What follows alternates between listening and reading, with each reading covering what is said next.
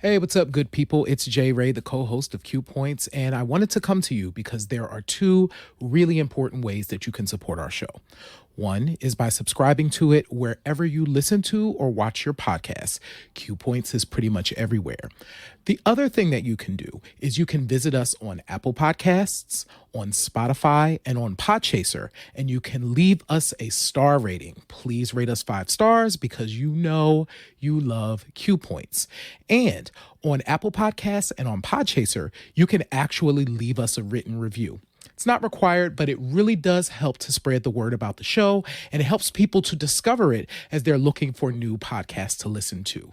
We're always appreciative of you supporting Q Points. We thank you so much for all that you've done for us so far, and enjoy the show.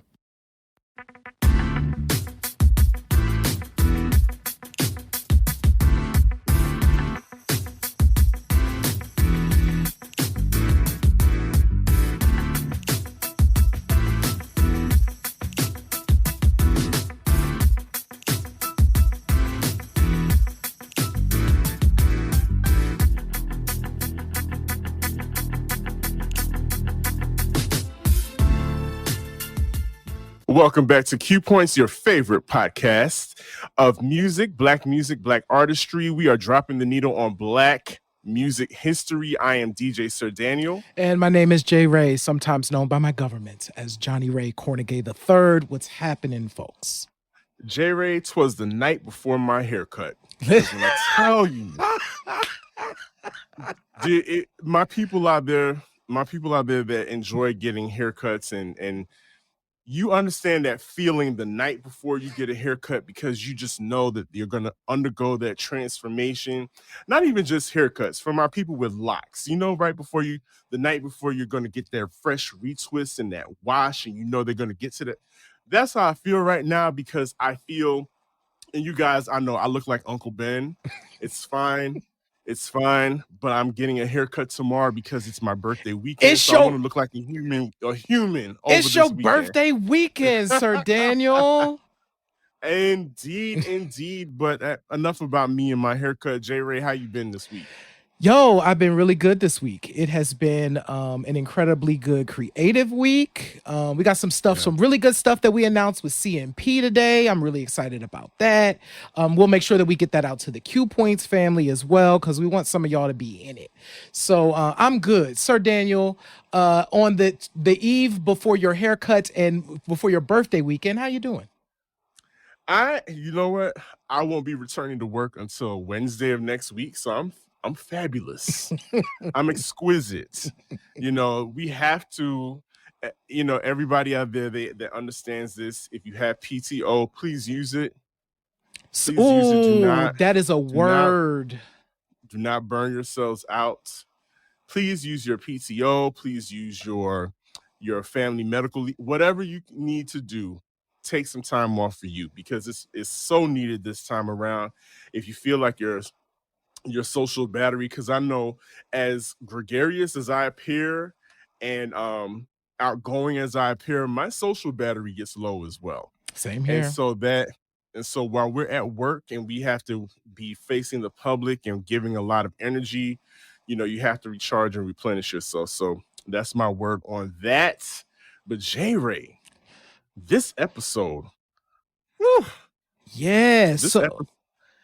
we've been on a roll. No shade. We've been on a roll. We have been on a roll. It's real. And to just be able to, for everybody who's out there, as me and Sir Daniel were talking this week, as we got the news that came out of Jackson, Mississippi, we're just like, oh my God, we got to talk about this to make sure that folks know, what's going on from people who live in Jackson, Mississippi. And Jackson is one of, and I've said this, I've been on the record as Jackson is one of my favorite cities, because for whatever reason, the first time I went there, I felt like I had lived there before. It was very somebody in my past life, and this whoever spirit I've come with once lived in Jackson, Mississippi, because I got there and I was like, why does all of this seem familiar to me? But you're absolutely right. It's you feel a kinship, and because we all need to feel a kinship to the brothers and sisters in Jackson, Mhm. because Q Points is about community. We Mhm. are a community based show. Mhm. We talk about the community of music and musicians, but all those same people that watch, listen to the show, play music, DJ, are musicians, rappers. Somebody you know and love lives in Jackson, Mississippi, and needs to be heard about around what's happening right now. And J Ray, we have a special guest, We do. somebody who is an expert because they live in Jackson, Right. Mississippi, on what's going on. Um, our first guest, Mhm. because we've got a couple guests tonight. Our first guest is Marq McPherson, a case manager and health equity advocate in Jackson, Mississippi, who has spent much of their life spent in and around Jackson. They have embraced the city as a home space and have a drive to improve health equity outcomes for LGBTQ plus people of color and people with HIV. Um, People that live in the Jackson metro area. Mark is currently a graduate at the City University of New York and looks forward to using the knowledge gained to contribute to improving the quality of life for their community. Key Points family, please put your hands together and let's welcome Marq McPherson to the show. Hey, Mark. Hey. Thank you so much for having me. It's truly an honor and a blessing to be here, just to share my experience and share the stories of so many people. Share the stories of what so many people in Jackson are currently going through. Absolutely. So Mark, to bring folks up to speed, so Sir Daniel and I began to read the stories about the water crisis there, and I was immediately like, wait, the people can't use the water. All of the people. Like, it's not affecting a subset of the community, it's the entire community. And it was just like, oh my God. So one, how are you doing and how are you managing through this? Um, I feel like I'm doing fine. I feel like I'm doing great. I am privileged to have the resources to actually go and get water for myself, get water for my family members. I have relatives who stay just outside of Jackson who are on a completely different water system to bathe and take wash clothes, do stuff like that. So I feel as though I'm doing excellent in comparison to some of the people who don't have access to those resources in the community. Wow. It's so wild that we take it for granted. Like we take little things like flushing the toilet for granted. If you've ever had any kind of disruption to your water in your home for like maybe it was maybe a couple hours or whatever, it was frustrating, right? Mhm. You couldn't bathe if you wanted to, you couldn't flush the toilet, you had to wait until it got fixed. Imagine going through this days and possibly weeks at a time. I legit, Yes. when the news broke, I legit had deja vu of Flint, Michigan, Mhm. because not only is the water not flowing like it should be, but the water quality is an issue as well. You've mentioned in posts on Facebook about buckets, bottles, and jugs, and the many years of your life living in or near Jackson, Mississippi, and you've had to deal with buckets, bottles, and jugs of water. And if the water tastes funny or had an odd smell, it was completely ruled unsafe. This sounds like this is an ongoing thing in Jackson, Mississippi. So please tell everybody about your experience with just the quality of water in Jackson. Yeah, this is definitely an ongoing experience. It's something that we've been dealing with for probably the past 40 years, if not more. It all started with a lot of the white flight that happened in the city in the 70s and 80s. The constant disinvestment in the city by people, companies, businesses, even the state of Mississippi has moved a lot of their state offices outside of the capital city of the state of Mississippi. So we have like different state agencies whose offices are in the suburbs. I think at this point, the only thing that's left in Jackson is probably the highway department and the state capitol building and governor's mansion. So Wow. it's just stuff like that. And then just to grow up in and around a city where your elder folks, they constantly having to use bottled water to cook the food that you want to eat on Sunday. You have to make sure, like, that was a part of me growing up. Like, a part of us growing up in the 90s was helping Big Mama get the water out of the car because she couldn't carry the big case of water. So that's just something that we've been doing for the better part of 20 or 30 years, at least for those of us who can't afford whole house reverse osmosis filtration systems. And I looked them up. They cost about $15,000 to $20,000 for a whole house system. So that is definitely something that impacts a lot of the lower income people in Jackson, most of whom are people of color, specifically Black people. Wow. So let's just sit with that for a second, because that is my throat just got dry when you said that, because it's the anger that kind of rises up in the reality that this is something that has been brewing. I was reading somewhere else on Facebook where it was a person that said this has been a ticking time bomb, just as you indicated, for years. We've known Yeah. that as residents. Yeah. And this storm, this weather incident has now brought it to a head. Right. And I'm thankful, in a way, I'm thankful that it did, because we are starting to at least see some movement towards getting some permanent fixes, not just patch and tape and duct tape, because literally the Jackson water system is duct tape to death right now. Yeah. Much of the system is either knocking at 100 years old or is over 100 years old. And it's just been suffering from decades of people just doing little temporary quick fixes and just leaving it at that. So before we as we definitely want to get your perspective on how folks can support, because that's one of the reasons why we definitely wanted to have you here. So we want to talk about that. But before we do that, describe what a day entails for you during this crisis, so that people can understand. So generally a day is making sure that I get down to my relative's house so that I can take a shower, brushing, making sure I have my bottled water so that I can brush with, at least I don't, let me rewind back. Now that we have water pressure again, I can take a shower in my own place now.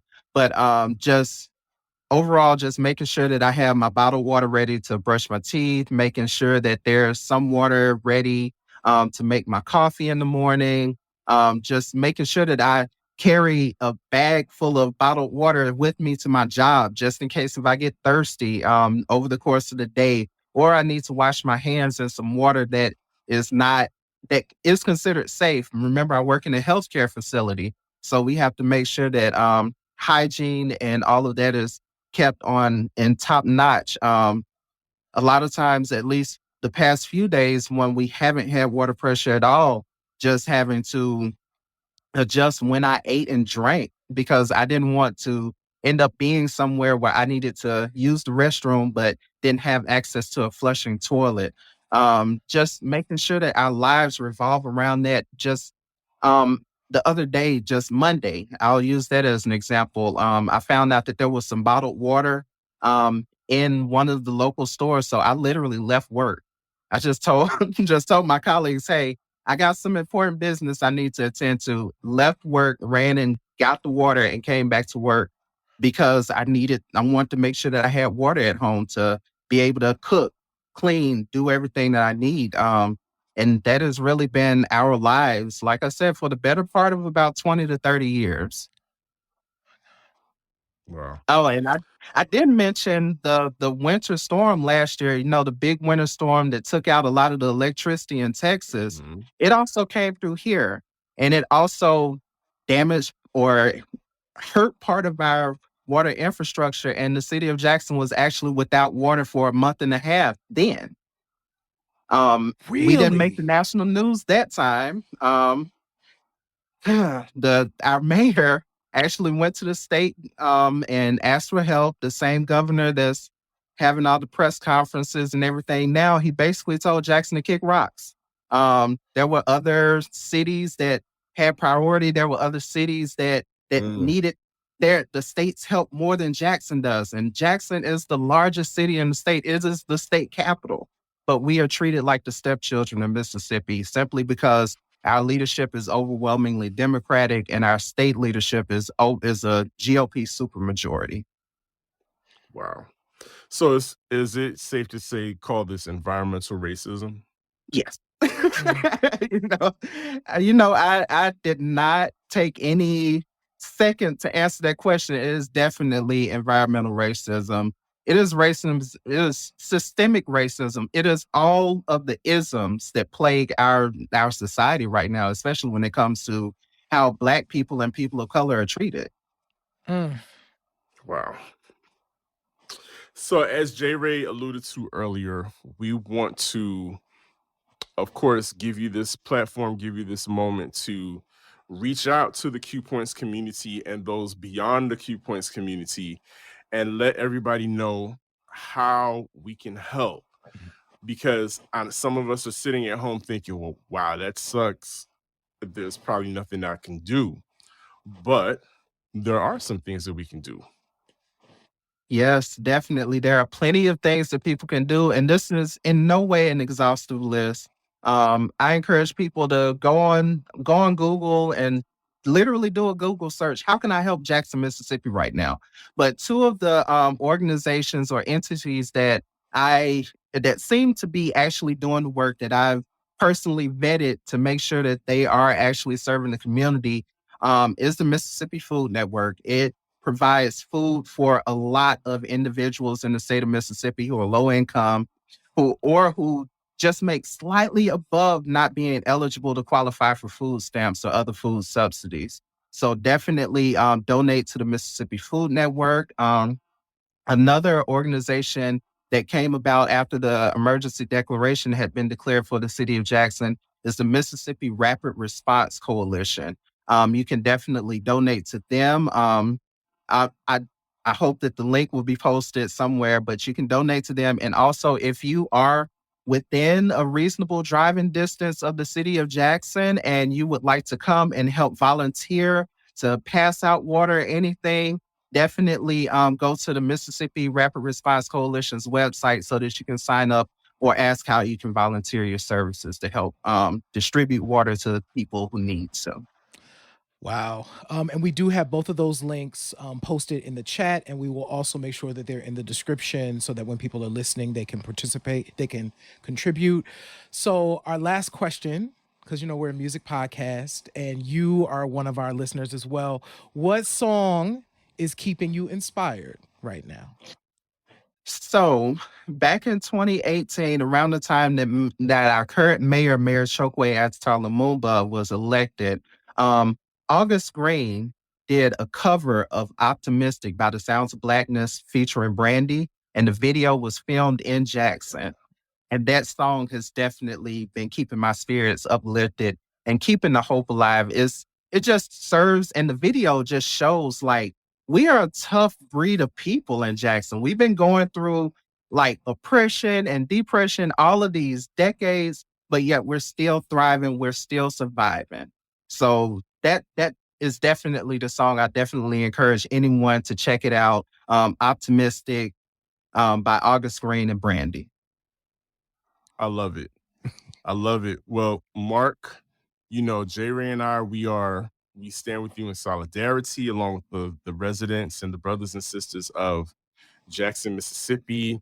We're praying that this is remedied soon, and we would love to get an update from you whenever. If you need to more information to be gotten out there, more help or whatever, we're there for that. But if you need to come back and tell us some good news, we're there for that as well. So we again thank you so much. You and I were talking before we came on air. You and I both do some very heavy lifting out in the community as far as the work Yes. we do. And so to do that on top of dealing with this crisis, is just a traumatic experience all around. So, you know, I pray for you and that you're covered in that respect as well, because while you're out trying to help people, you need to be lifted up and covered as well. So Yes. Marq McPherson is that guy, is that person here on Q Points and doing all the work. And we love and respect you, Marq. Thank you for listening, and thank you for sharing your perspective on the water crisis in Jackson, Mississippi. Thank you so much for having me.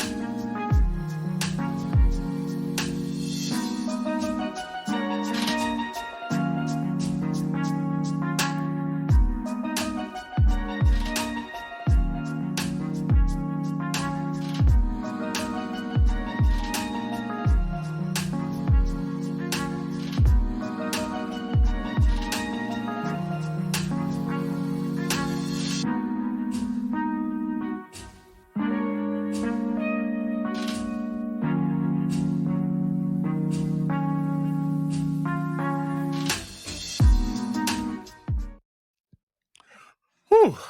It was a little heavy.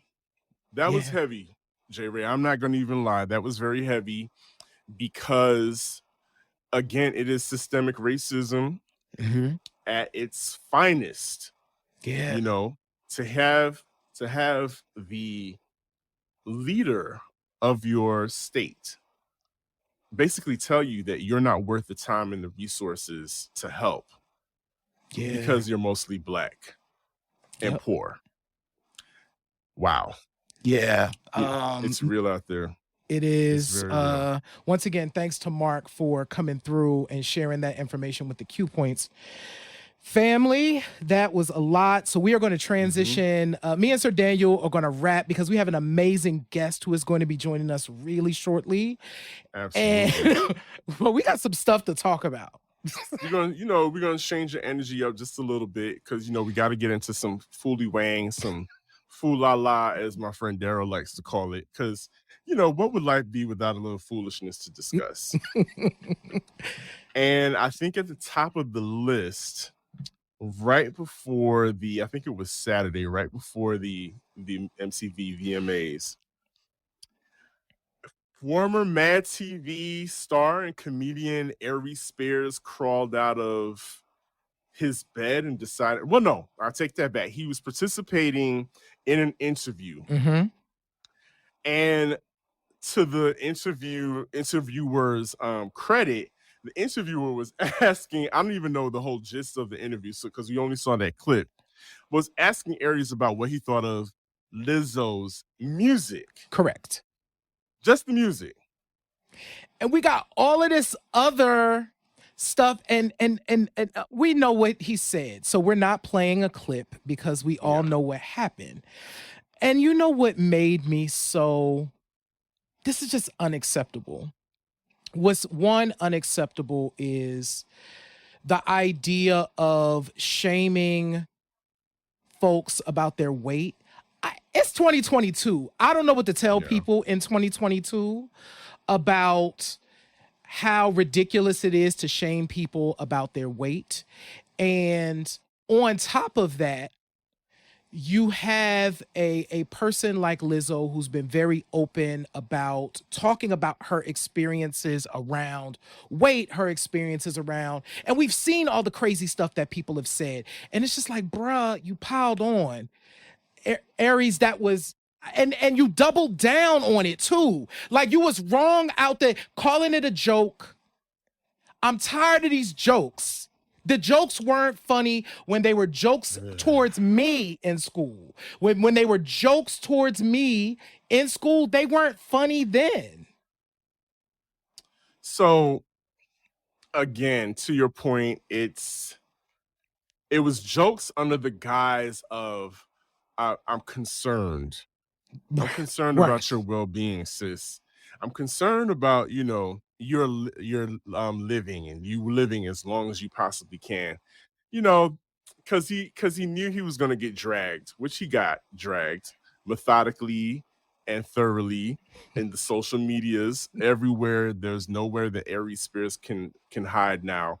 You better not go near a Lane Bryant anywhere because he might get stoned no matter where he goes at this point. So it's just, yeah, it's weird, and it's tired, it's delayed, it's been done.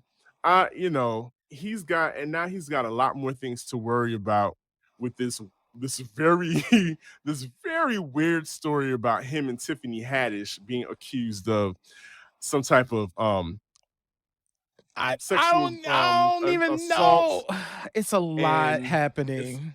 child abuse, and it's so weird. It's really disheartening. Comedians are just having the worst year ever. So I swear, the worst 2-3 years ever. Like, but I think what this is putting in perspective, and not to belabor this, but it has long been time that we reckon as a society with what we consider to be comedy. Mm-hmm. We've long been at that point, and I just think it's come to a head where people are like, you know what, I know that 30 years ago we said that was funny. It's not funny, so you got to do something else. Stretch yourselves, guys.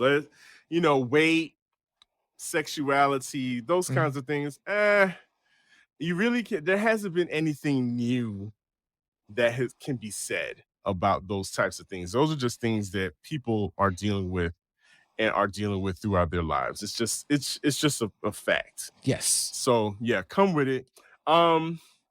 Before we get to this whole Jay-Z thing, because I'm thinking of 6 Degrees of Separation, because when I think of Jay-Z, I think of Dame Dash. When I think of Dame Dash, I think of Stacey Dash. I'm like, wait, what? And that makes sense. They are related. you got it, right? Right. They're cousins. Wow. Another person who has been struggling, who has publicly struggled with their battle with sobriety,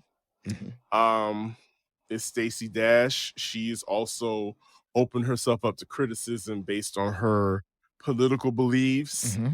And so imagine our surprise when she got on Beyonce's internet and, dropped a very tearful video journal of her realizing that DMX passed away nearly 2 years ago now. It's been over a year since DMX has been gone, and she just found out. Well, Which could happen depending on what state she's been in. Well, I'm going to give her the benefit of the doubt. I'm wondering if it's real. That was been my whole thing. Like, is it real? Like, or is it something that is like trolling? Like, is this sophisticated trolling where I can trend if I do this? I would hope that she wouldn't use death as a way to accomplish that. But I thought this was also really strange. Yeah.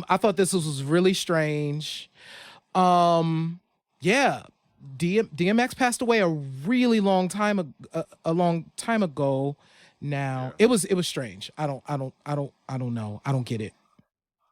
Maybe we could call it Shakespearean trolling. Okay. Shakespearean trolling. Because that was the emotions seemed very real. They did. It looks very real for her.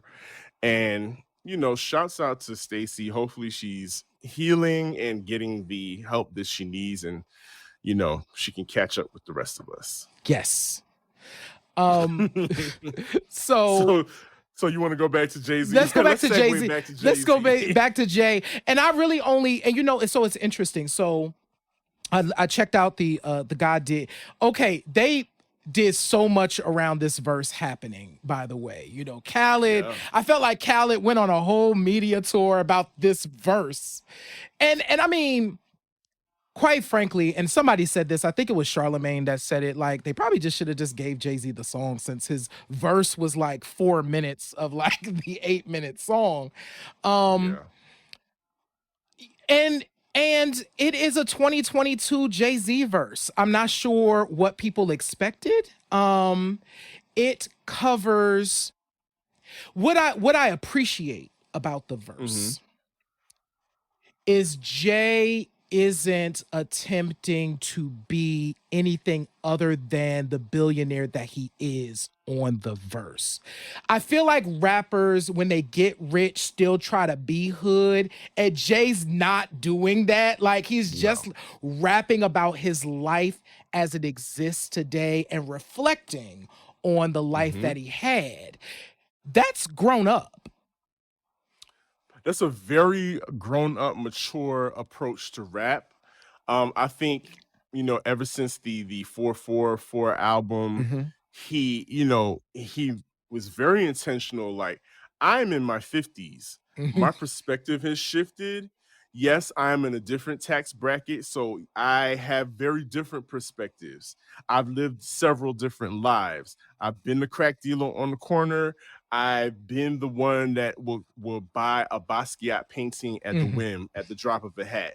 So, and I think as an artist, I think that we are all the better for those varying perspectives. Like, I expect Jay to be able to put his thoughts into a song, because that's his natural talent, Yep. has always been to be able to put life in a concise bar and for us to get it. What I think what people are reacting to is because, quite frankly, the bar or the bars have been set so low that anytime somebody elevates the art form of rapping and spitting lyrics, the whole world just stops and it's like, oh, did you hear that? And it's a subject of fodder. It's a subject of chitter chatter everywhere. And there was a time when lyrics like that were always on people's minds, where they would be talking about lyrics on Funk Master Flex show. There would be, the source would have a page or an article dedicated to giving somebody 5 mics or the verse of the week or whatever. So I think it's a testament to where we are as an art form, and it's a testament to who Jay is, and hopefully, it allows people to feel the freedom of being speaking from where they are, and looking at life through different lenses, and just being thoughtful of the world that they're living in, because he dropped some gems on some very serious issues that are still affecting us in the community. And I think he also wanted us to let him know, he wanted to let us know that he is not far removed, that he sees what's going on, even though there are some people that critique him and criticize him for having these revelations from his ivory tower, as it were. Yeah, so go check it out. I mean, if you're a hip hop fan, go listen. That's Yeah. what folks should do. It's a good And verse. I mean, it's a Jay-Z verse. I mean, it's yeah, fine. we don't expect anything Like, less. it's a Jay-Z verse. It's fine. Yeah. Come on. Okay, this story's weird, Sir Daniel. Super weird. Like, This you next thing. guys, so Two more things. trolling for attention is one thing, but capping, am I using it right, young people? Capping on the gram and all the social medias to launch your career is a whole nother thing, because the way you got it is the way you're going to lose it. Dwayne Cali is a gentleman that appeared on a viral video of him, in which appeared that he had monkeypox. He had clearly had symptoms of monkeypox, where he had the visible pox on his face and his arms, and he was out, picking up food from McDonald's, and people were automatically appalled by him, what appeared to be him putting other people at risk by being out in public instead of isolating, if you have in fact been exposed to monkeypox and have the symptoms. But come to find out, it's all a hoax. And We there's got video to we got prove this it. video. It's so crazy. We going show this and then wear it out because this is foolishness. What's good, y'all? Just to let y'all know, the person who took my payment was absolutely fine. And yeah, this was just a promo gone wrong. I would have revealed this sooner, but I was just taking input left and right and didn't know what the hell to do. Just to give y'all a quick brief of what this was all about, I have unique and unconventional marketing methods when it comes to promoting my music. And I usually try to tie the marketing around the premise of the song. This time the song was called Choose Yourself, so I was trying to market in a way where it displays a person choosing himself regardless of how other people feel about it. Unfortunately, it didn't translate that way and people just end up getting mad at me. My followers didn't get upset because they understand my marketing schemes, but unfortunately the video went viral and it attracted people who didn't understand. For example, this is another time where I promoted my song with parking tickets and it went viral. People started off upset, but eventually grew a liking. I thought that would happen this time, but unfortunately not. There's more to the story. Follow for more.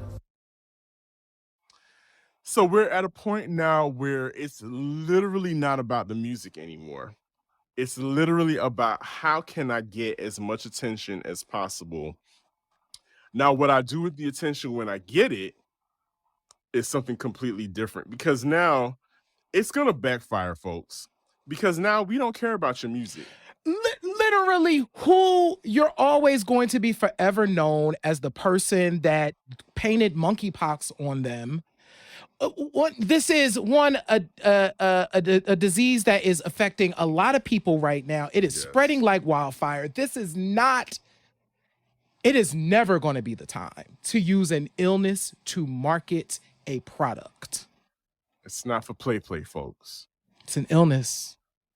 That was such a crazy, weird. Yeah. So yes, Marq was what's in the thing. Yes, that was a real thing. As you saw the thing, it's nuts. I don't understand why. Wow. Well, on to people who are being recognized for the actual artistry. This past week, we talked about it. It coming up, and it happened. The MTV music, the MTV VMAs took place over the weekend. And of course, I was at work. I was at Rocksteady at work.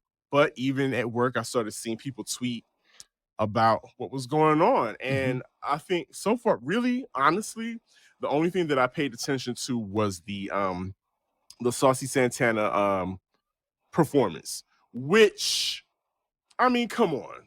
The kid's got it. The kid has got it. Loved the Saucy Santana performance. My favorite performance of the night actually ended up being the Red Hot Chili Peppers. I almost say U2. I don't know why Bono popped into my head. But anyway, the Red Hot Chili Peppers, I thought it was really, really dope. And it was nice to see them get like the Icon Award because it's well-deserved. They have legendary videos that MTV has been supporting them forever. But yeah, them and the Saucy Santana performance were kind of the things that I cared the most about.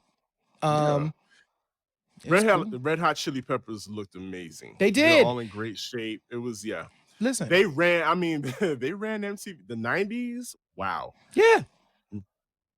Red Hot Chili Peppers were it. And then, of course, your hostess and recipients of the Video Vanguard Award. Yeah. Nicki Minaj got her flowers. Yep. Shouted out Foxy Brown. She's always shouted out Foxy Brown and Lauryn Hill and all the other people that she's admired, the people that have put her on songs and vice versa. Good on Nicki Minaj. LL Cool J came out and represented for her they got the whole Jamaica Queens connection. So I'm glad she had her moment. She had her barbs. Yes. On deck with her. Not for nothing, if you want to talk about creating and maintaining a relationship with your fan base for the new millennium, for the new century, Nicki Minaj is a textbook course on cultivating that kind of relationship. We're not going to make any judgments right now because we're going to this is her moment. But yes, she's done those things. Nicki Minaj has definitely done those things, and she deservedly got her flowers. Absolutely. Yeah. So VMAs, so let us know. Like, did you check out the VMAs? What was your favorite moments? We're dying to know. And we'll post them. We'll definitely post it. There's somebody that I think is going to be on the VMAs at some point. Oh, yeah. Because listen. In the nearby future. Because we're about to show a video real quick that's going to be like, this should get this. Why wasn't this there? This should be nominated. Right. Our guest, go ahead. Oh, no. I was just going to say, ladies and gentlemen, for your consideration. Right. So, y'all listen, our guest this evening is Rob Milton. Pause. We are such big fans of Rob Milton around these Q Point streets.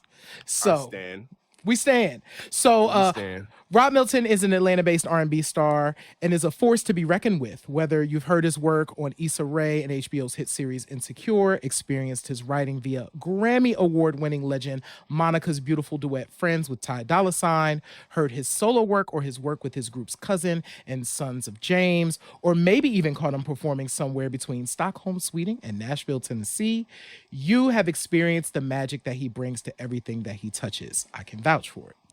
And if you haven't yet, you are in for a treat. For the last 10 years, Milton has consistently released a host of singles, albums, and EPs that will restore your faith in the foundation of R&B. Mm-hmm. How about that? Which is still alive. Which is still alive, by the way. We're going to talk about it. He cites inspiration from the likes of Luther Vandross, Aretha Franklin, the Clark Sisters, Beyonce, Mary J. Blige, James Fauntleroy, B. Slade, Georgia Ann Muldrow, and many more. The latter two, he's been blessed to collaborate with. So we going to play a video so that you can see what Rob Milton does, and then we going to come back and we going to welcome Rob Milton to the show. Here's Back to Fun. Back to Fun.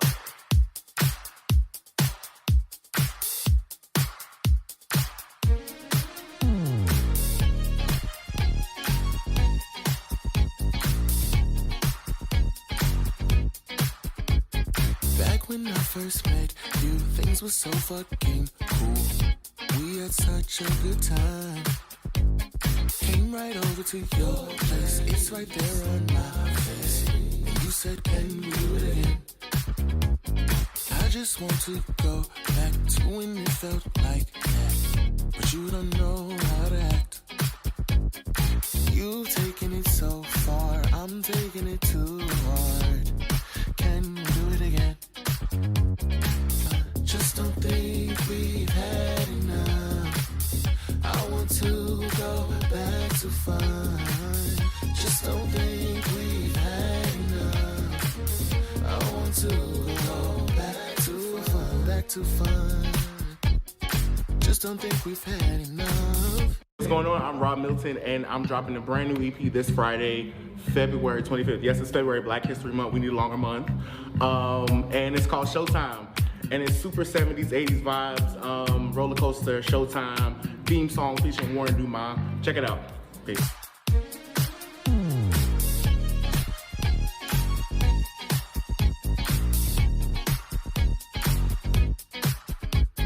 Back when I first met you, things were so fucking cool.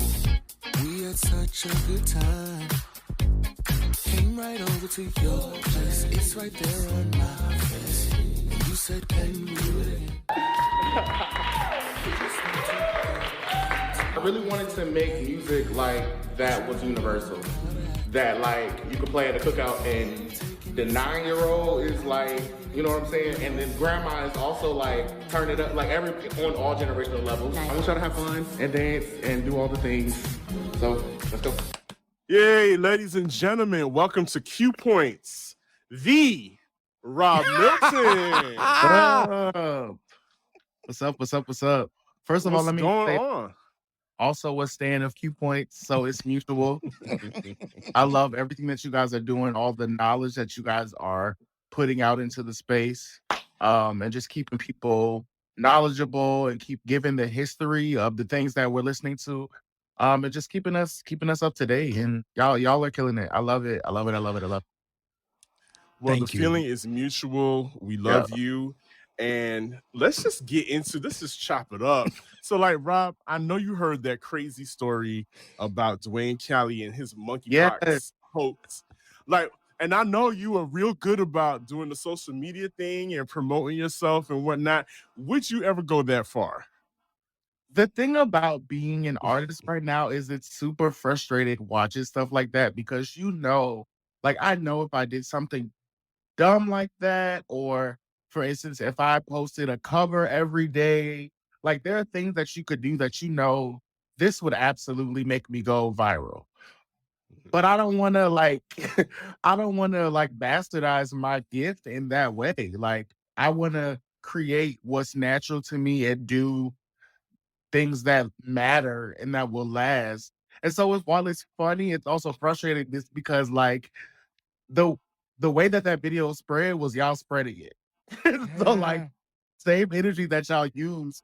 I used to feel this way about Ice JJ Fish. When Ice JJ Fish first came out, all of my family used to post Wow. like, bruh, like the same energy that you took to press that button and share Ice JJ Fish, you could have been doing that to my stuff. I could go viral. You know what I mean? So the same Yeah. energy y'all took to post the monkeypox boy, that could have been back to fun. So it's Right. it's great. Like, I'm curious. We're in this interesting, we are going off script, by the way. We are in this interesting moment because I know that you have an opinion on this. We're in this moment where TikTok rules, TikTok matters, like, or you have to have X number of followers in order to get a certain amount of attention. How do you, does that infiltrate the work? One. And two, how do you try and keep it at bay? Because I'm sure it's easy to get caught up in it. Truthfully, it really what matters most is why you're doing what you're doing. I would love to make fast, quick money. I would love to have 20,000 followers who buy my lotion or like whatever the case may be. I would love to have that.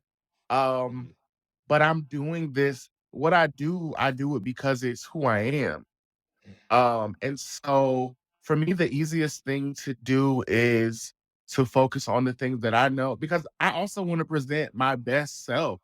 And so when for me, when I do things that I'm not passionate about or things that I don't actually care about, you can tell. Like it's very obvious. So for me, I have to do things that I'm passionate about, things that I care about. Like I have to, and also I always put this on bigger cancer, but I I'm a lot of my creation comes out of emotion, whether it be sadness, whether it be joy, whether it be frustration. And so I can't like create something fake out of that. Like I can only create out of what I feel. And I just would rather create things that maybe today, and this honestly is something I learned like being a fan of like B Slade or being a fan of Georgia Air Muldrow, someone like that, where it's like maybe today what you release is not gonna have a million plays. But you know that in the long run, there's gonna be a generation or a group of kids or music heads or whatever who are like, yo, you gotta go back and listen to Rob Milton's Showtime EP. You know what I mean? Like there's no expiration date on discovery. Yep. And that and then I'm sure we'll get there, but that's even to go with my Insecure placement. The record that got on Insecure came out in 2020. I recorded those songs in 2015. So Yeah. it's like there's no expiration date, and it does get frustrating. And you do want everything to come out now. You do want everything to happen now.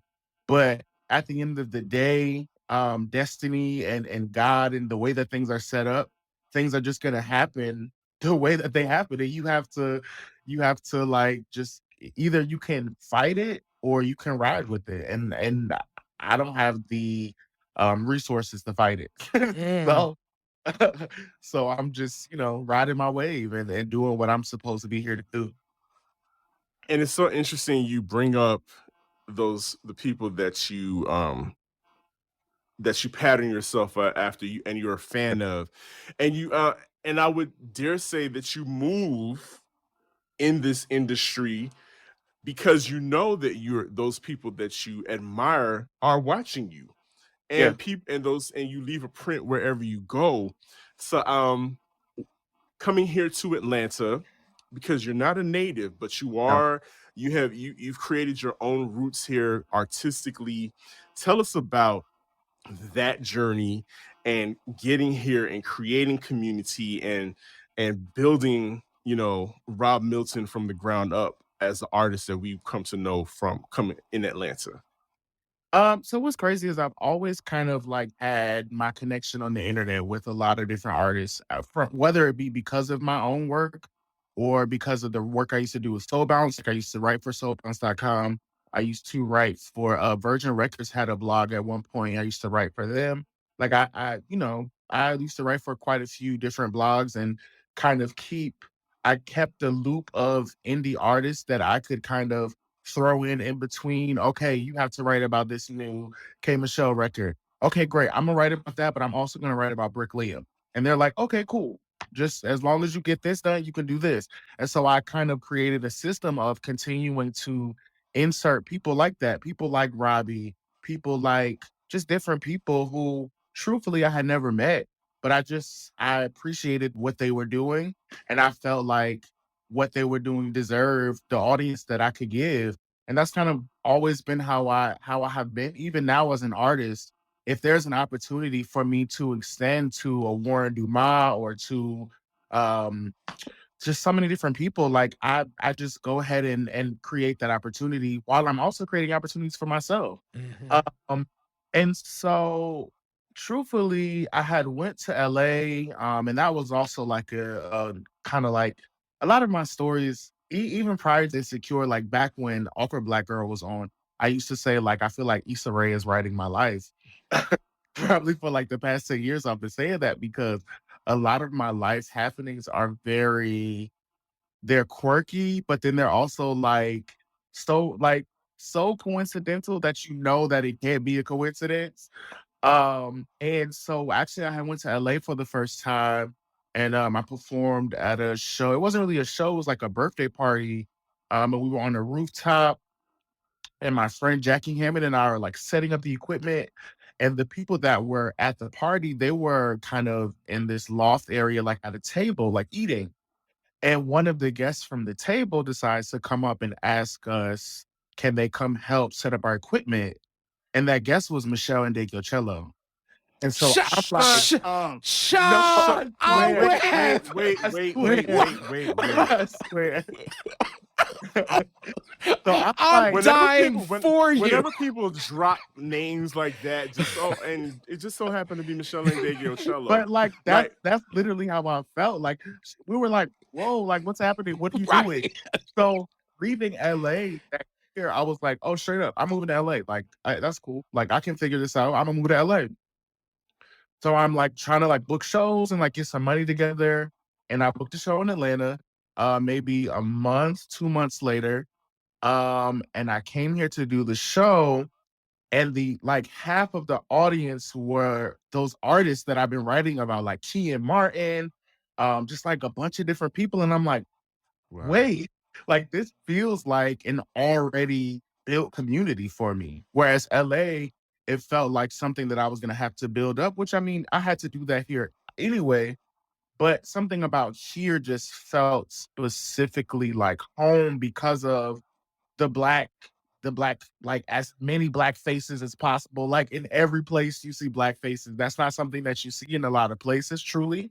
Um, and so when like for instance, like I go back to Virginia or I go back to New Jersey, it's a bit more of a multicultural space, and it's a bit more also as far as positions of power, white run, you know. Mm-hmm. Mm-hmm. So coming to Atlanta and seeing you can see black people in the courthouse in Atlanta. You can see black people at the doctor's office in Atlanta.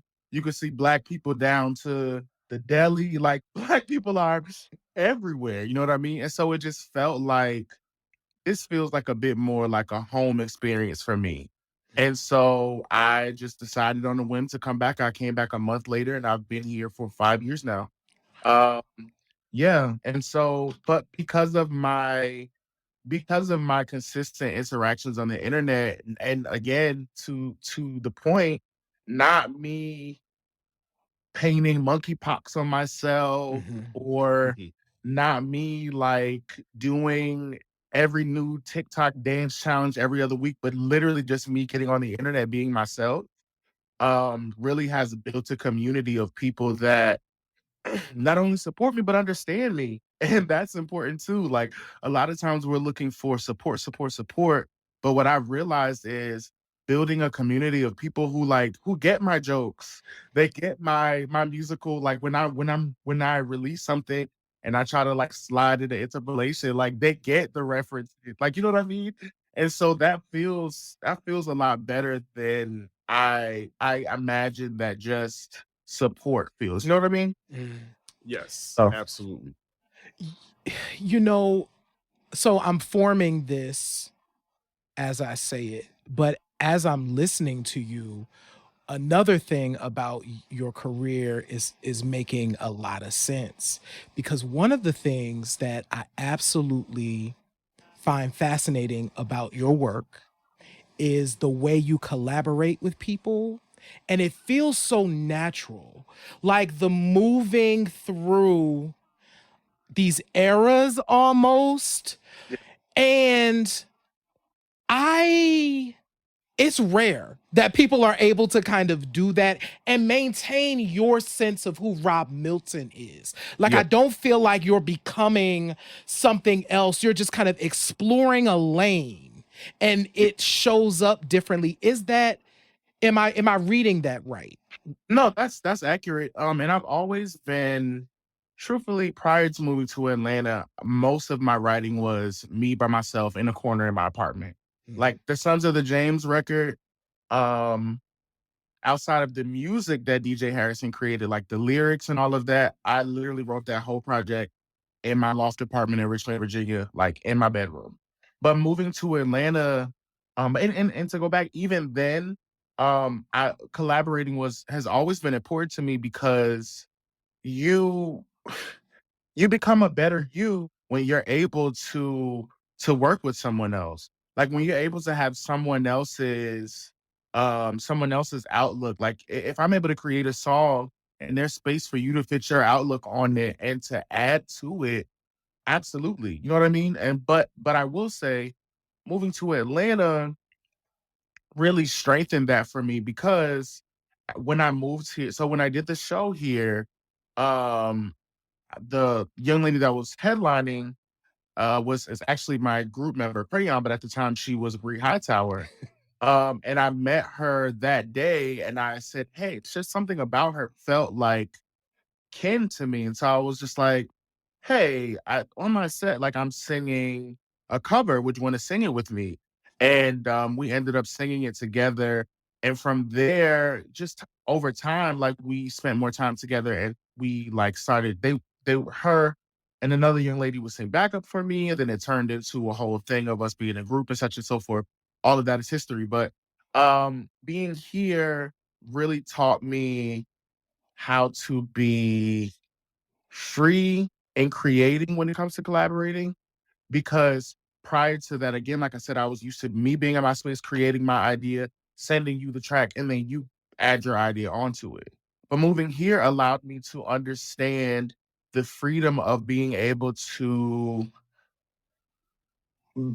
like, how do I say, like, I guess like men like build like mesh bring the worlds together, Mm. the worlds of Mhm. idea. And like if you have a melody, you lay down the melody and I lay down the melody and we pick pieces from each one, like being able to be free and comfortable in creating, free and comfortable as far as even being able to do something ugly, you know what I mean? Like Mhm. even be able to, even if I have a silly idea, like it's giving nursery rhyme, there still could be something that I could pick from that. So like let that idea out and just kind of building that and being in the room with someone and creating in that way. And so frequently, like Crayon and I spent very, very, very much of our time in the studio for a probably the whole year of 2018. Probably a full year, I would say. We were in the studio every day for as long as we could until somebody kicked us out. So a lot of the music that we released as Cousin, even now the Monica record, these are all things that we made in 2018, just in the studio. Like, what happens if we do this? Or me going, because Crayon is great at she's great at impressions. So I'll say, okay, how would Jill Scott sing this? And I love the it. way I love Jill it. Scott sing it, and then I'll say, okay, how would Shaka Khan sing this? And in us, just in those type of things, like we would have like, oh wait, because we could actually use that part. You know what I mean? And so just it really built a space of comfortability because as the creative, Erica didn't lie. Like, we sensitive.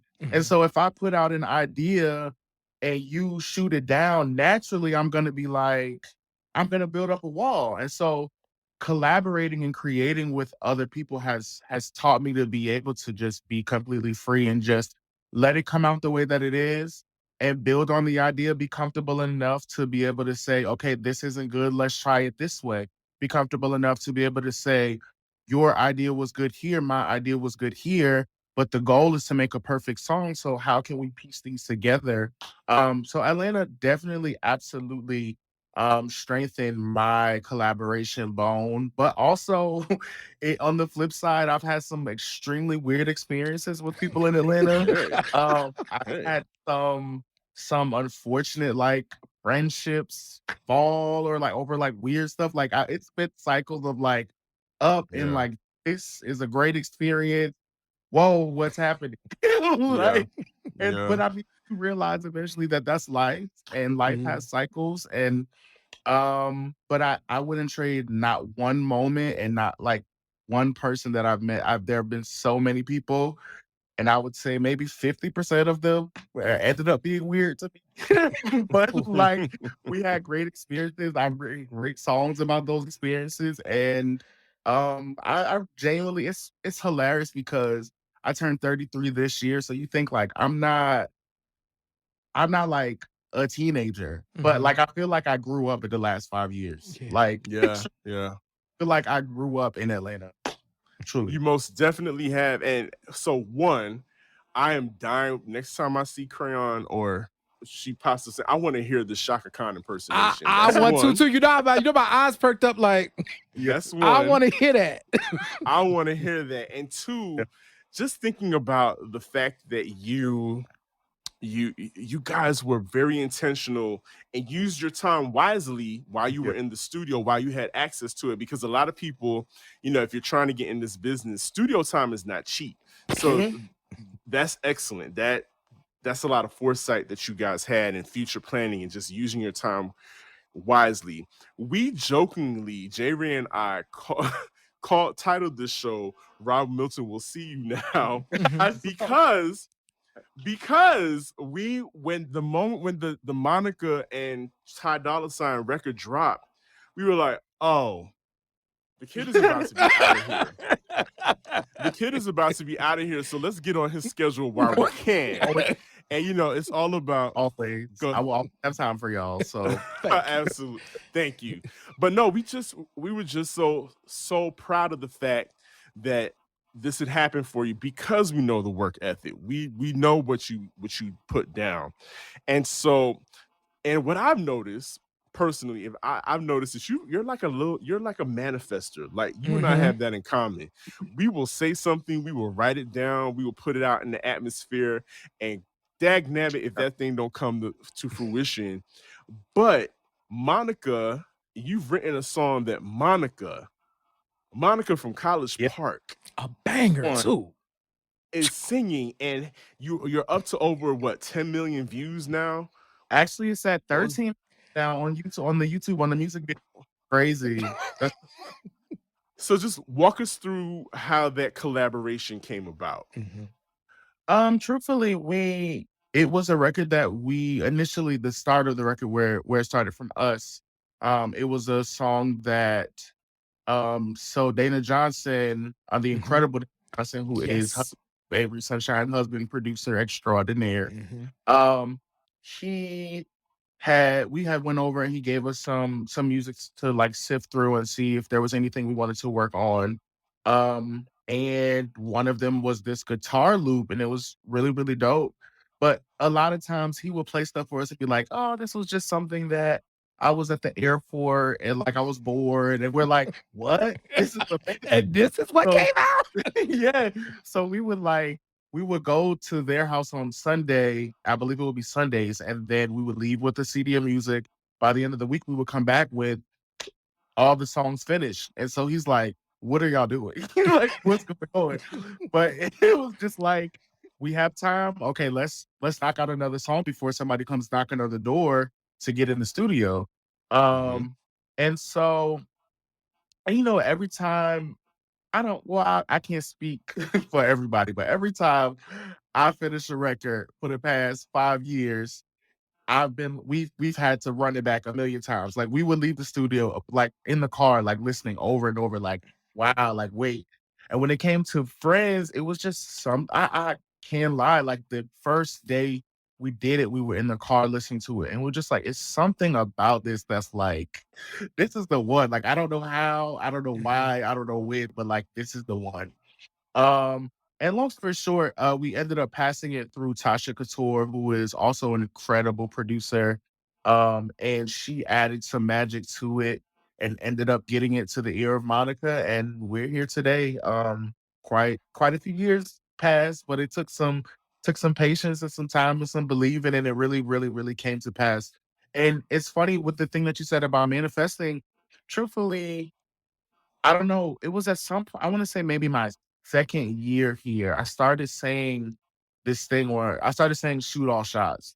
Mhm. And really, I think it started because I was working at Whole Foods when I first moved here. Mhm.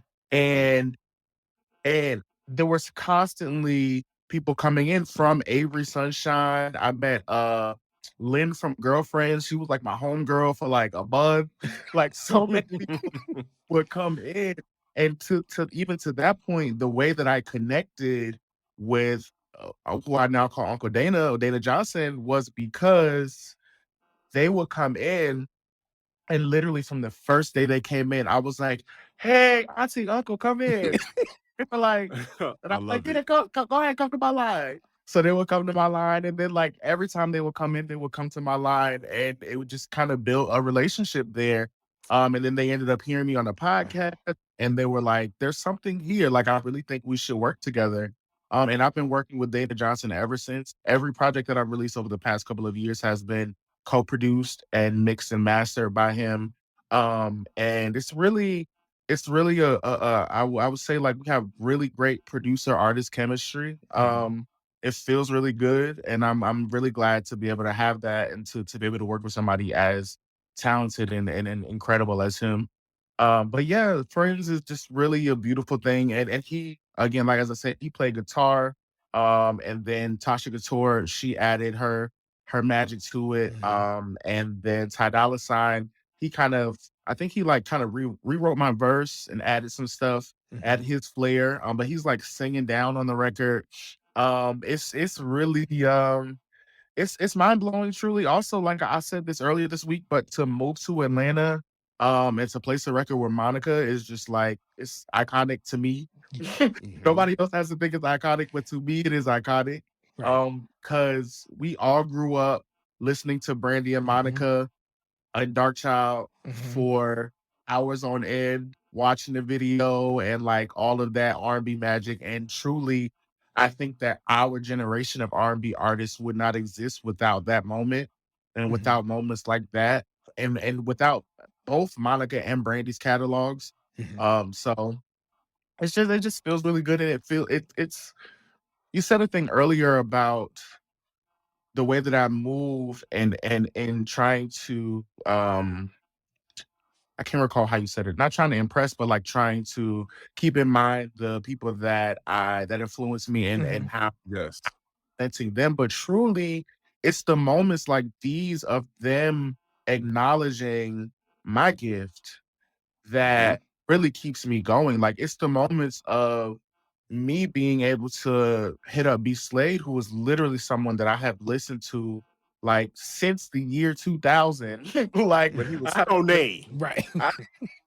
I have been a B Slade / formerly known as Tone fan since the year 2000.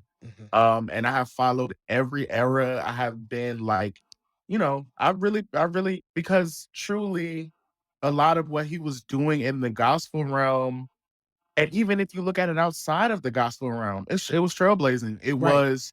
It was very much, it was even now a lot of things. Like I joked with him recently. He was saying something about my nails and how he was saying I started doing that before everybody else did it. I'm like, nigga, you were doing this in the year 2001. Right. Like You we are the pioneer. stars. Like you started this. But being able to have those conversations, being able to hit him and ask him to be on the record with me and him do it, and for our voices to our voices and our writing and everything to blend so well, it is just, it's confirmation that this is exactly what I'm supposed to be doing. Because as an artist, like in your gut, this is my purpose. But I'm not doing backflips on TikTok. I'm not putting monkeypox on. I'm not like, publicly naked. So it's just like, you kind of get to the point where it's like, is this what I'm supposed to be doing? Like, I need money. Like, Right. God, make me want to be a doctor. Like, you have those moments. You really do have those Yes. moments. But to have Georgia Ammo Dro agree to do a record for me and for it to be on Insecure, to do a record with B Slade, like, to have the Monica placement and all of these different things is confirmation that this is absolutely what you're supposed to be doing. And that's really all that we need to keep going. I know a lot of times people say we don't need to look for validation of our gifts and such and so forth. But at the end of the day, nobody wants to be I don't want to be unsung. Ooh. I say this all the time, sing me as loud as possible. I don't want to be unsung. I don't want to just be like yelling into the forest and no one listens. You know what I mean? And again, I totally understand that it may not be today. It may be 5 years from now. Somebody pulls one of my records and like, yo, what? How did we miss this? But knowing that I'm on the right path gives me that push to be able to continue on this path, because it's not easy. People love to say, keep going, keep going. Do you know what that entails? Like, Right. do you know what that entails? You know what? You just dropped so many gems because you actually just reminded folks that this is a journey. And you've said this many times. You like, I wrote this back in 2015. I wrote that back in 2018. This is how that evolved. Like, because I think the people, our instant success society that we live in, or what people think is instant, gives us this idea that, oh, it could just happen for me. I could do some backflips on TikTok and all of a sudden I could be a millionaire. Now, for some people, that's a thing, right? Yeah. But that's not the norm. And what you are reminding us is that there's still a music business and there's still a process and there's still things that happen. So I want to acknowledge that reminder. Yeah. And I'm also, because I do want to get to the R&B conversation, because I want to talk about that. Every this conversation comes up, I end up being the one that's like, I know you just did a podcast about it and everything. So, but before that, one more gem, because you also mentioned early on your Insecure placement, because that's the other part about this business. And we had Jay Nolan on last week and talking about the importance of, listen, I got a placement, I'm on, I was on Kevin Hart's, show. Talk about the importance as a working musician of getting your songs placed. How can that be beneficial to a musician? Truthfully, that's like the most important thing to me right now. Because what I have found is that's, for me, it's a way to like solidify. I'm like, forever, when you go watch Insecure, and Molly gets in the car and she's on the phone and Issa's on the phone and leave the voicemail, you hear my voice. And that will happen forever. Forever. And it may not be the royalty check may not be $1 million, but it's gonna continue to come for but even outside the dollar, it's just for me, the importance of this is to have what I do be known and respected. And so to have what you do to be known and respected and stamped into history, like it is now stamped into history forever. I co-wrote a record for Monica forever. These are the things that are important to me. These are the things that matter to me that so that the legacy shows not only did I do the work, but I made an impact. It may have not been the hugest impact. I may not have written #1 yet. I may not have been, like you said, on the VMAs yet, but there is proof in history that I took this thing serious. And not only did I take it seriously, but I did it well enough to be acknowledged by these corporations that are bigger than a video on TikTok. And it's again, there's no shade to TikTok. Like I hate to sound like, you know what I mean? But like that's just like the thing. And I also wanted to say it's funny because it doesn't, and that's another frustrating thing, is the fact that it literally could happen in a moment. Like it could,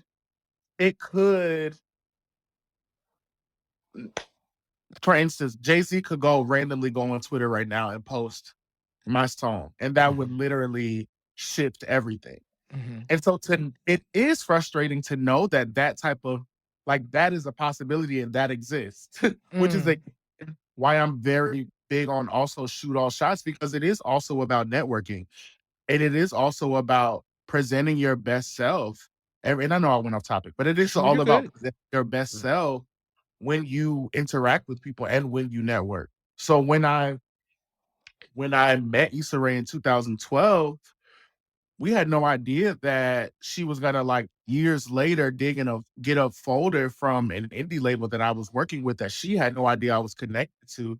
You know what I mean? But then later, after it comes out, and like I think she was doing an anniversary for Awkward Black Girl, and I was in the chat just like everybody else. Love that video. Talking about like when I met her at the premiere, and she like jumps out and like shouts me out and talks about me and such and so forth, because it's those moments of being your best self and representing your best self. I talk to Missy on Twitter probably like once a month. And one day I'm gonna run into her, and I'm not even gonna need to introduce myself because I've presented my best self over and over again. Not only that, but I'm also planting my seeds of, hey, I'm going to work with you one day. Like, this is going to happen. So my intentions are very clear. And who I am and what I represent is also very clear. And those things are important. Absolutely. And so you kind of touched on it, the whole R&B is dead conversation. Yeah. Like Jay Ray said, you were recently on another podcast, the What Do I Do Now podcast. Yeah. On Magic ATO, which was really, really dope to, like, you know, and do all the things, and it was really cool. So we recently had Saint Smith on the show. Yeah. And you guys have collaborated as well. And so when you hear the whole conversation come up time and time again, it's like, oh, y'all bringing that up again? Okay, let's talk about it. How does that make you feel as somebody that's always creating, that's always performing, when people want to talk about the state of R&B? I think you can see through my tweets, like, for the most part, I genuinely, like, I posted today the gif of Beyonce pulling Little Mama back when she was trying to go on the stage. Yeah. My fight with myself every time this conversation. At the end of the day, at this point, I've realized a couple of things that are missing from the conversation. For one, this is a cyclical generational thing. Like, in the 90s, they were saying this. In the 80s, they were saying this. In the 70s, when disco came out, they were saying. So, to some extent, it's almost like people are the auntie and uncle on the porch yelling out like turn on Earth, Wind and Fire. You know what I mean? And like that's the thing that happens. And so it's something that we have to accept. Like every generation, there is a group of people who are saying we want the old thing, which is what I realize is that I think it's a bit of an obsession with nostalgia and being connected to memories. And like, I remember when XYZ used to do XYZ, and I loved when they did that, and nobody's doing that no more. That's unfortunate, but XYZ, believe it or not, is still alive, making albums, and you ain't buying them. Like, Well, so what do we do here? And then I also realized a lot of people like to be able to be in the conversation. Mm. And the way to be in the conversation is and the way to be in the conversation but not really know anything is to be able to say, this is dead, this doesn't exist. They need to be doing this, they need to be doing that. But you don't know what happens behind the scenes. Mm-hmm. You don't know what it takes to do that. You don't know what the executives are telling people who are trying to do that. Like yeah. there are a lot of pieces that are missing that also a lot of the older artists are not talking about. Like they're coming up, and they're talking about it. They're coming up with a bunch of different reasons. And I will say when Mary talked to Diddy, she kind of brought it up to some extent, but and I said this on the other show, there are a lot of doors and barricades that the industry and executives and people in spaces to give opportunities have put up. And it's kind of crazy because we watch Unsung and Behind the Music and all these things. To see Kelly Price say they didn't want to show her whole body in the video. Mm-hmm. Yep. Voice. We see Rest in Peace Andrea Martin say, I laid down these vocals and did not get my appropriate credit. We see people say, I mean, and even to Khaleesi's credit, outside of whatever, we see her say, I wrote or did X, Y, and Z and was not given the appropriate credit. And we don't mend those things. And we don't say, oh, this executive needs to be held accountable. We let those people continue to do their jobs and continue to be the gatekeeper. Benefit. Yep. So they're continuing to be the ones to say, yes, this person gets in. No, this person doesn't get in. Yes, this is a hit record. And no, this isn't a hit record. They get to make that decision. And so we're saying nobody does this anymore. Nobody sings anymore. That's false. Nobody coming from the church anymore. That's false. Like it's just, I saw somebody today, one artist today say something about female artists are able to emote and do X, Y, and Z, and that's why their music is good. But male artists are fighting against rappers, and that's why they don't have the space to do runs. These are like, what are y'all talking about? None of this is true. What the flat out point is, if you are a certain size, a certain shade, a certain whatever, you're able to do it. You know what I mean? Or and again, if you're not black, you're able to be on the pop chart with an R&B song. You know what I mean? Oh yes. So it's Oh just yes. there are a lot of balances that are completely imbalanced that is blocking all of this music that's being made. But can I tell you that B Slade has been making fantastic R&B music nonstop for, at this point, 20 years since changing his brand. I tell you, Jasmine Sullivan has never had a not R&B album. She has never had a bad album.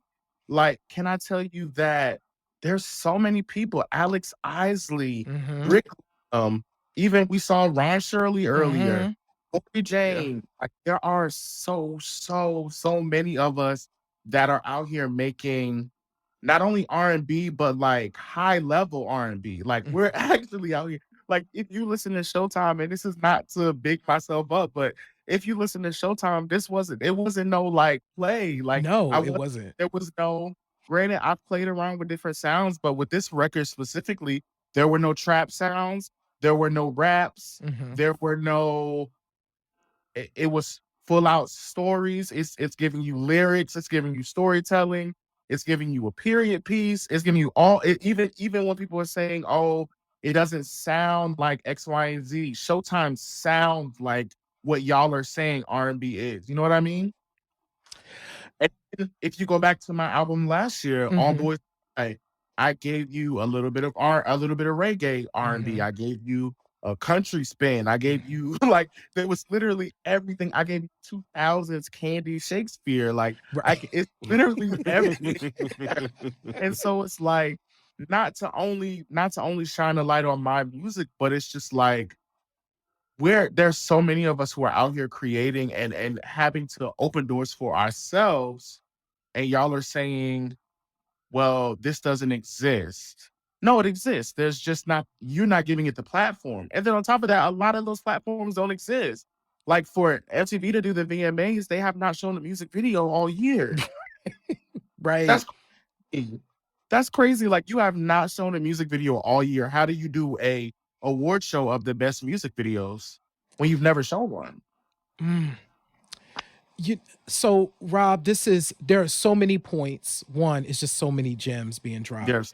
Um it has me thinking about how do we get how do we help folks like you? We're aware. That's why, of course, we wanted you to be on Q Points because we want more people to be aware.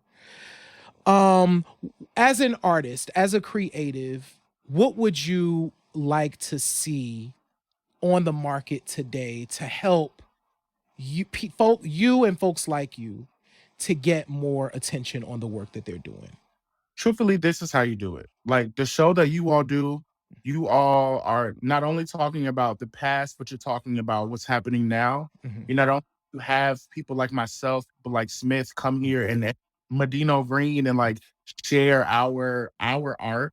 Um, but also when you create a playlist, if somebody, you know what I mean? Like you create a playlist, don't only have SZA and Bryson Tiller. Throw in Rob Milton.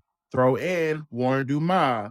You have your Mary J. Blige. Throw in your Zaya Bell. Like there's so many of us that are making music that fit. Like our music fits in your playlist. You just got to put it there. Right. But I love, that's the other thing that I love about Atlanta. And it's funny when I did the interview on the radio last week, a lady commented on my post and she was like, I, I was your Uber driver. I was your Uber driver a couple of years ago. And yesterday I was in my car and I heard you on the radio and I was flipping out. One thing that I love about Atlanta is that anytime I've gotten, and you talked about social batteries earlier. My social battery, it wavers. You know, some days it's real high and I can talk and do all of this. And some days I'm like, I actually don't want to breathe around anyone else. And so I have my times when I get in the Uber and I'm like, it's giving quiet, right? But every time that I've gotten an Uber and someone has, because a lot of times they lead with it, I guess because of my hair, because the give is just like, what do you do? They're always kind of like, are you an artist or like what? And then I Yeah. like help them. I play my stuff for them, and they literally will play it in their car for drivers. Like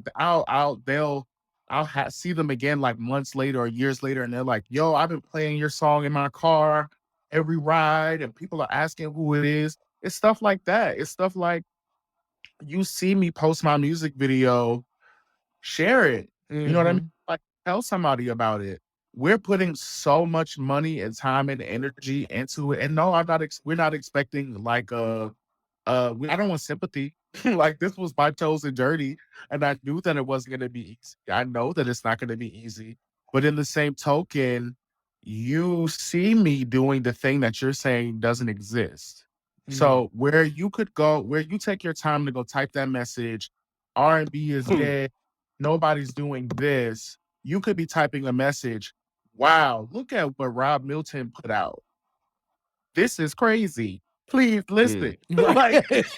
Yeah. R&B is not dead. Right. R&B is not dead. Here's this, or when people are saying R&B is dead, here's a list of the artists that I listen to that create music that is to the standard of R&B that you're looking for.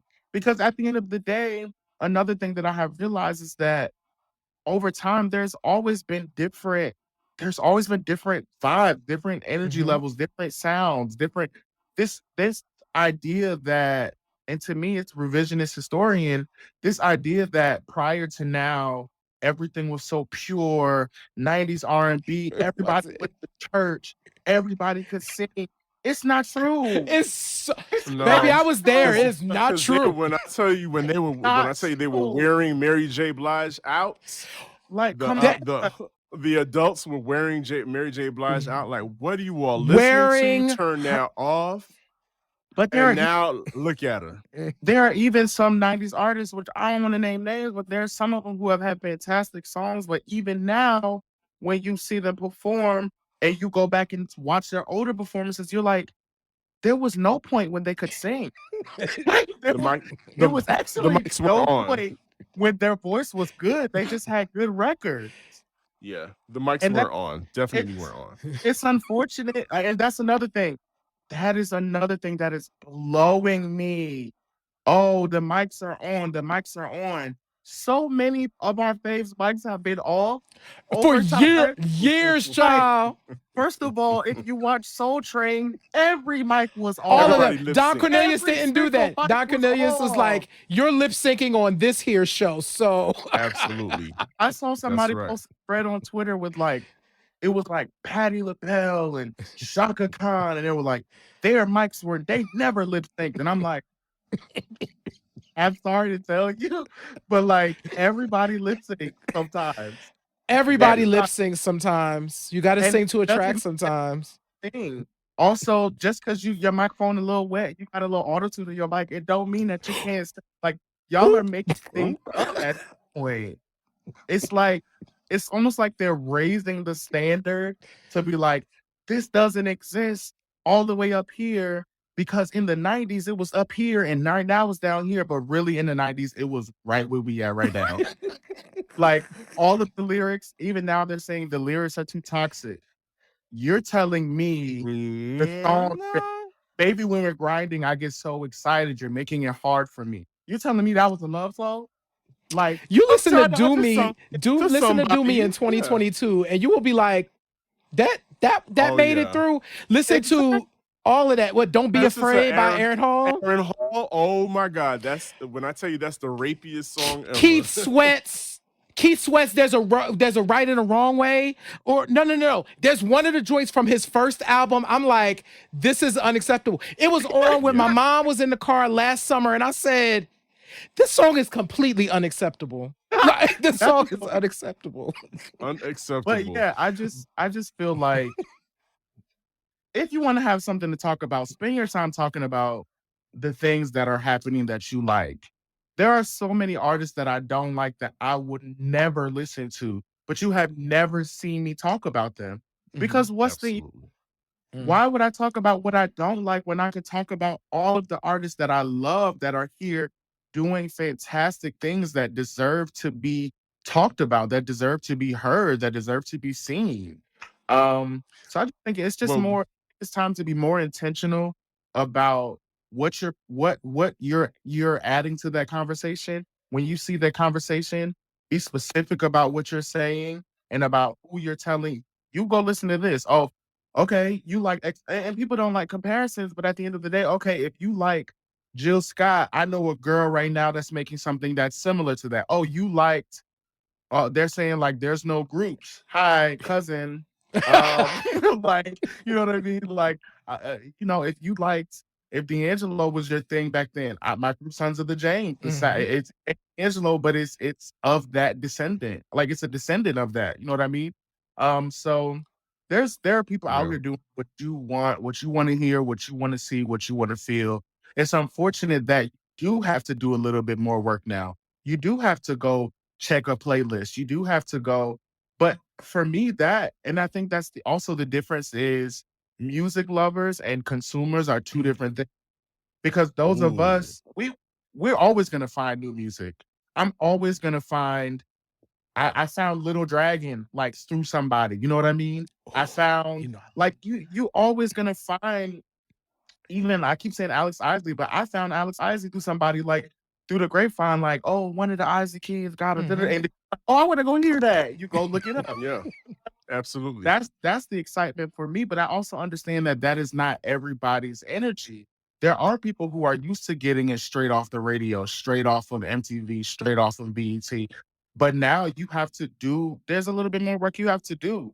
And if you're not willing to do it, that's fine. I'm just say I'm a lazy listener and I'm not going to look for that. But that R&B doesn't exist because it's there.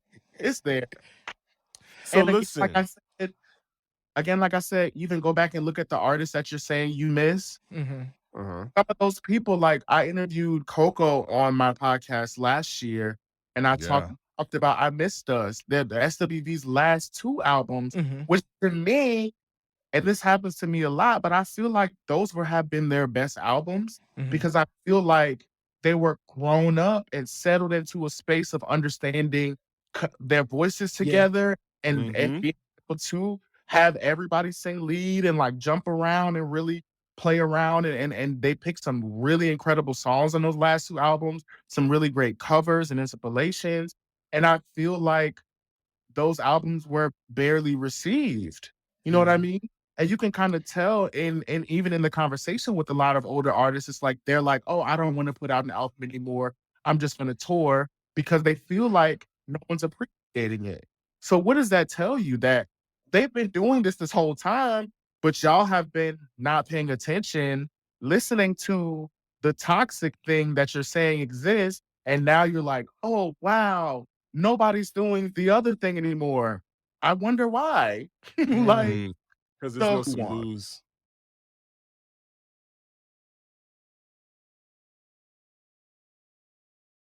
Okay. So I'll tell you this. We constantly talking about Rob Milton on Q Points because we love Rob Milton. And so we will continue talking about Rob Milton and anything that you drop, we are supporting. This has been, I'm so glad you came through and we were able to get you on. And so at this point in the show, we want to give you the platform, the space to let people know what's coming up and what we can expect from you, and just take it away. Truthfully, they have it was like a meme where it was like creatives also need time to just rest. And and so I'm really in a space now where I'm just like letting what I've already done this year kind of get its life and build more. Because I released a single in January. I released the EP. But I do have a couple of other things coming up, a couple of I don't know if it's been announced, but like a remix project with one of my groups. I have some other like really exciting placements coming up. And then I have another record that I wrote with this kid, Peter Sun, who just got signed to Red Bull. I might drop that before the end of the year, but as of now, listen to Showtime, my EP that I dropped. It is, I like to call it Renaissance's little cousin. First. I love it. I love it. I love it. Absolutely. Because you sprinkled your own form of crack on it too, right? But it's also like truly the same energy. Like I really was in a space of wanting to give people something to dance to and to just like feel those feelings of the 70s and the 80s and like that. I will say, there is a really special feeling about the structure of songs from then, about the instrumentation. It was even cool to have like the little string moments and stuff like that with Back to Fun. It just feels full and like hearty, and it feels good. So that's really what I wanted to do with Showtime. And then Beyonce, came and did it after me. So shout out to Parkwood. Call me, please. I've been shooting my shot, tweeting all my tweets, my Renaissance tweet. Because we are also absolutely still listening to that Crack Laced album. It is incredible. But yeah, Showtime. Last year I dropped All Boys Cry, which I still feel like has quite a bit of space to grow. I have a lot of ideas that I want to kind of flush out with both of these projects as far as videos and stuff like that. But again, the creative journey and process is a bit different for us indie kids. Mhm. So I did put out the Back to Fun video, which was super fun. And it reminds me a lot of like Celebrity Deathmatch. It does. So yeah, Yes. yeah, I really love it. And I also love the details, the place, like the Prince poster, Slay, Luther, James Fauntleroy. Mhm. Like those are like all pieces of me creatively. Cousin dropped Cousin Volume 2. Like I truly have so much music out like that at this point. If you think R&B is dead, I literally have a good 3 projects that you can listen to for the next couple of weeks to fill you up. And yeah, just look out for more. I'm everywhere at the Rob Milton. I'm on Twitter being a complete fool and having the time of my life. Yeah, that's me. Few points. Love it. Few points. Watching and showing my great friends here all the love. DJ Sir Daniel is my tour DJ, but he don't know it yet. Listen, So listen, both of us could speak that, and it will happen. Mhm. It will happen. hell. So You can take the old man on tour with you. I'm there. I will have my controller or turntables, whatever you like. But we have truly enjoyed you being on Q Points this evening, Rob Milton, and J Ray. I think he's wrapped it up in a very pretty bow. Oh. I think there isn't much to say after this. No, like we just want to let the folks know, of course, you want to make sure that you keep up with Q Points. You can do that on our website at qpoints.com. You want to make sure, listen, if you like Q Points, Q Points is really cool. I like listening to them. Leave us a tip. We have our tip jar, and you can just drop us a tip. It's super dope. If you like, yo, I really like these dudes, I want to support what they're doing, just become a member on our website. It is there for you. You can become a monthly subscriber. You can subscribe to us on Apple Podcasts. You can also subscribe to us on Spotify. Make sure wherever you subscribe, you go ahead and you leave a review for the show. It helps to spread the word about the show. And last but absolutely not least, actually, I'm gonna do 2 things. First of all, we've been putting these links in the chat, but make sure that you go ahead and get Rob Milton Showtime. Go ahead and buy it, put some money on it so you can purchase it there. And also follow DJ Sir Daniel on Mixcloud, because he be doing Sugar Honey on the Rocks over there and just doing a whole thing. It's amazing. So make sure that you follow the homie DJ Sir Daniel. It'd be some I Rob Milton. appreciate it. Listen, I drop some rock when I'm at Rocksteady doing my R&B slow jams. I drop some Rob Milton in the mix for sure.